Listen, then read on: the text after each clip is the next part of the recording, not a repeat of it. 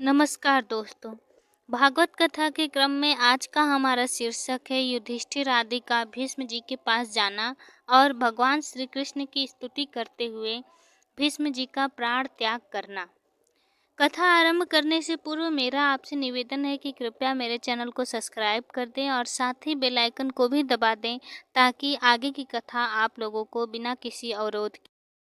भीष्म जी का प्रेम दिव्य था। श्री कृष्ण जी कहते हैं, मेरा भीष्म मुझे याद कर रहे हैं, पुकार रहे हैं। भीष्म पितामह उस समय बाढ़ शैया पर सोए हुए हैं। महात्माओं की मृत्यु मंगलमय होती है। संतों का जन्म अपनी तरह सामान्य ही होता है। अतः संतों की जन्म तिथि पर उत्सव नहीं मनाया जाता, किंतु संतों की मृत्यु मंगलमयी होती है, पुण्यमय होता है। अतः उनकी पुण्यतिथि मनाई जाती है। भीष्म पितामह की मृत्यु किस प्रकार होगी, उसे देखने के लिए बड़े बड़े संत एवं ऋषि मुनि वहां पधारे हैं। प्रभु ने धर्मराज को उपदेश दिया, परंतु उन्हें सांत्वना नहीं मिल रही है। अतः उन्हें भीष्म पिता के पास जाने के लिए भगवान कहते हैं। बाण गंगा के किनारे जहाँ भीष्म सोए हैं, उस स्थान पर सब आए हैं। भीष्म सोचते हैं कि उत्तरावस्था में उत्तरायण में मुझे मरना है। भीष्म द्वारिकानाथ का ध्यान करते हैं। मुझे भगवान ने वचन दिया था कि अंतिम समय में मैं अवश्य आऊँगा। वे आए तो मैं उनके दर्शन करता हुआ प्राण त्याग करूं, ऐसा सोचते हैं। उसी समय श्री कृष्ण एवं धर्मराज वहां आते हैं। धर्मराज से भीष्म कहते हैं, श्री कृष्ण तो साक्षात परमात्मा है। श्री कृष्ण मेरी मृत्यु सुधारने आए हैं। इन धर्मराज को लगता है कि मैंने ही सबको मारा है, मेरे कारण ही सबका सर्वनाश हो गया है। उन्हें शांति मिले ऐसा उपदेश आप करें। भीष्म पितामह कहते हैं, रुकिए, धर्मराज की शंका का निवारण मैं बाद में करूंगा, पहले मेरी एक शंका का समाधान करें। भीष्म कहते हैं, मैंने पाप किया ही नहीं, तो फिर मुझे यह दंड क्यों मिल रहा है? मुझे बाढ़ शैया पर क्यों सोना पड़ा? मुझे अतिशय वेदना क्यों होती है? मैं निष्पाप हूँ, भगवान श्री मुझे क्यों सजा प्राप्त हो रही है? आपने कोई पाप नहीं किया है, यह सच है।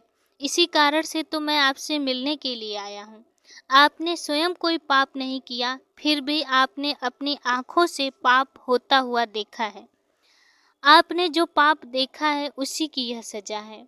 कोई पाप करे उसे देखना भी पाप है। भीष्म कहते हैं, वह पाप मुझे याद नहीं आ रहा है। मैंने कौन सा पाप देखा है? श्री कृष्ण कहते हैं कि पितामह जी, आप भूल गए हैं, किंतु मैं तो नहीं भूला।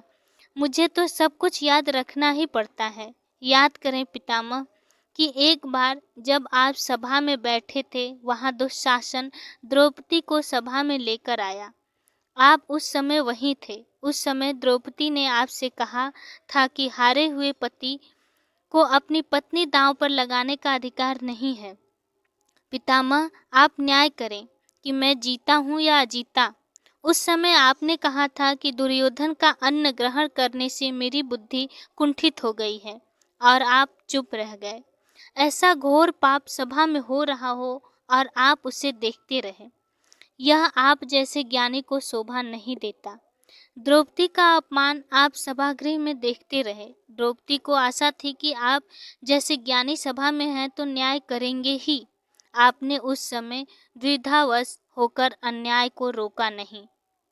अतः निराश होकर द्रौपदी ने पुकारा, हे कृष्ण, द्वारिकावासिन कवासी यादव नंदन, कौरवे परिभूताम माँ की ना जनासी केशव। द्रौपदी की पुकार सुनकर मैं वहां गुप्त रूप से आया था। मैंने सब कुछ देखा। दुशासन द्रौपदी की साड़ी खींच रहा था और आप चुपचाप बैठे थे। सभा में हो रहे अन्याय को आपने होने दिया। इसी पाप का आपको दंड मिल रहा है। भीष्म पितामह ने भगवान को नमन किया। उन्होंने फिर धर्मराज को उपदेश दिया। स्त्री धर्म, आपद धर्म, राजधर्म, मोक्ष धर्म आदि समस्याओं का महाभारत के शांति पर्व में बोध है, और फिर पर धर्म बताया। युधिष्ठिर ने पूछा कि सभी धर्मों में से आप कौन से धर्म को श्रेष्ठ मानते हैं? किसके जप करने से जीव जन्म मरण रूपी सांसारिक बंधन से मुक्त होता है? भीष्म पितामह ने कहा, स्थावर जंगम रूप संसार के स्वामी ब्रह्मादि देवों के देव, देश काल और वस्तु से अपरिच्छिन्न, क्षर अक्षर से श्रेष्ठ पुरुषोत्तम के सहस्त्र नामों का निरंतर तत्परता से गुण संकीर्तन करने से मनुष्य के सभी दुखों से मुक्ति होती है। शिव महिमा और विष्णु सहस्त्र नाम का रोज पाठ करो। शिव जी की स्तुति करने से ज्ञान प्राप्त होता है, ज्ञान से भक्ति दृढ़ होती है। विष्णु भगवान की स्तुति करने से पाप जल जाता है। विष्णु सहस्त्र नाम के पाठ करने से ललाट पर लिखे हुए विधाता के लेख भी बदल जाते हैं। जन्म मरण के बंधन से जीव को मुक्ति मिल जाती है। फिर भीष्म पितामह ने भगवान की स्तुति की और बोले, हे नाथ, आपका दर्शन मैं खाली हाथों से कैसे करूं? मैं आपको क्या अर्पण करूं? भीष्म पितामह ने कहा कि मैं अपना मन एवं बुद्धि आपके चरणों में रखता हूं। भीष्म पितामह स्तुति करते हैं कि हे भगवान, केवल एक बार मुझसे कहो कि मैं तुम्हारा हूँ। भक्ति ही मृत्यु को सुधारती है, सार्थक करती है। आत्मा शरीर से अलग है, यह तो सब लोग जानते हैं, परंतु इसका अनुभव सबको नहीं होता। दुख होता है तब जब मन में देहाध्यास होता है। देहावसान के समय 20 करोड़ बिच्छुओं के डंक सी वेदना होती है। भीष्म जी कहते हैं कि यह सारा जग जानता है कि मैं पांडवों से कितना प्रेम करता हूँ। युद्ध में मेरा शरीर कौरवों के पक्ष में था, किंतु मन तो पांडवों के पक्ष में ही था। श्री कृष्ण जी कहते हैं, फिर भी आप शरीर से तो पांडवों के पक्ष में नहीं थे। आप जब मन से पांडवों के साथ थे तो फिर तन से भी पांडवों के साथ क्यों न रहे? भीष्म पितामह कहते हैं, हे प्रभु, मैं उस समय आपके दर्शन करना चाहता था। आप अर्जुन के रथ पर थे। मैंने सोचा कि यदि मैं पांडवों के पक्ष में रहूंगा तो सामने से आपके दर्शन कर सकूंगा। आपका सतत दर्शन करते रहने की इच्छा से ही मैं पांडवों के विरुद्ध कौरवों के पक्ष में जा मिला। पांडवों के पक्ष से लड़ता तो आपके दर्शन मैं अच्छी तरह से नहीं कर पाता। भीष्म जी स्तुति करते हैं, जिसका शरीर त्रिभुवन सुंदर और नील तमाल जैसा है, नील वर्ण है, जिसके तन पर सूर्य किरण सा श्रेष्ठ पीतांबर शोभित है और मुख पर कमल के समान उलझी हुई लटें बिखरी हुई हैं, ऐसे अर्जुन सखा श्री कृष्ण में मेरी निष्कपट प्रीति हो। इसके बाद भीष्म ने उत्तरायण में देह को छोड़ दिया।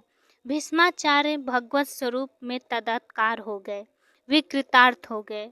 उत्तरायण में मृत्यु का अर्थ है ज्ञान की अथवा भक्ति की उत्तरावस्था में परिपक्व दशा में मृत्यु। कई पापी लोग भी वैसे तो उत्तरायण काल में मरते हैं, फिर भी उनकी सद्गति नहीं होती, और कई योगी जन दक्षिणायन में मरते हैं, दक्षिण फिर भी दिशा में उनकी यमपुरी दुर्गति है, नहीं नरक होती। लोक है। नरक लोक का अर्थ है अंधकार।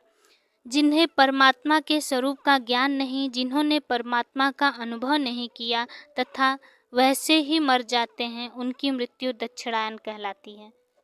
भीष्म महाज्ञानी थे, फिर भी प्रभु प्रेम में तन्मय होकर मरे थे। यह बात हमें बतलानी है कि भक्ति ही श्रेष्ठ है। साधन भक्ति करते करते ही साध्य भक्ति सिद्ध होती है। जिसकी मृत्यु के समय देवगण बाजा बजाते हैं, उसकी मृत्यु ही कृतार्थ जानो। भीष्म के प्रयाण के समय देव ने ऐसा ही किया था। ऐसा काम जग में करो कि जब तुम आए जग में तो वह हंसा तुम रोए। ऐसी करनी कर चलो, तुम हंसो जग रोए। अतः दोस्तों, इसी के साथ प्रथम स्कंद का 8वां अध्याय यहीं समाप्त होता है। अब अगला अध्याय अगले वीडियो में। धन्यवाद।